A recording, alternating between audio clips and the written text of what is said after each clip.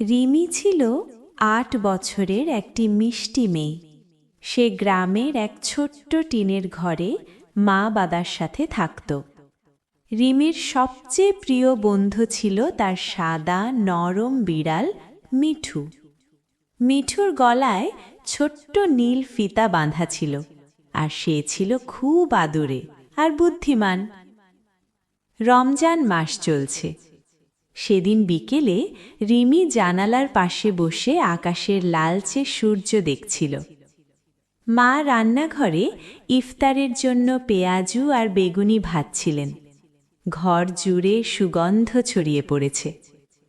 হঠাৎ রিমি দেখল পাশের বাড়ির বুড়ি দাদি একা বারান্দায় বসে আছেন। তার মুখটা একটু মন খারাপ লাগছিল।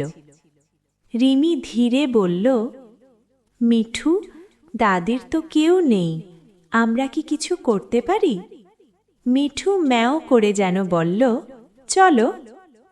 রিমি ছোট্ট একটি প্লেটে কিছু খেজুর, মুড়ি আর পেঁয়াজও সাজালো। মা জিজ্ঞাসা করলেন, কোথায় নিচ্ছ মা? রিমি হেসে বলল, একটু আনন্দ দিতে যাচ্ছি। মা মৃদু হেসে বললেন, আল্লাহ তোমাকে ভালো রাখুক। রিমি আর মিঠু দাদির বাড়িতে গেল। রিমি বলল, দাদি, আপনার জন্য ইফতার এনেছি। দাদির চোখ চক্কর করে উঠল।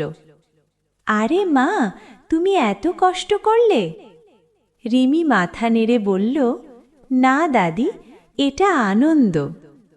মিঠু দাদির পায়ের কাছে গা ঘষে আদর করল। দাদি হাসতে লাগলেন। আজান শোনা গেল। সবাই একসাথে খেজুর খেয়ে ইফতার করল। দাদির মুখে ছিল বড় একটা হাসি। রিমির মন ভরে গেল আনন্দে। ইফতারের পর দাদি বললেন, মা, আজ তুমি আমার রোজাটা সবচেয়ে সুন্দর করে দিলে। রিমি মিঠুকে জড়িয়ে ধরল। আকাশে তখন হালকা গোলাপি রং। সেদিন রিমি শিখল, অন্যকে একটু আনন্দ দিলে নিজের মনটাই সবচেয়ে বেশি খুশি হয়।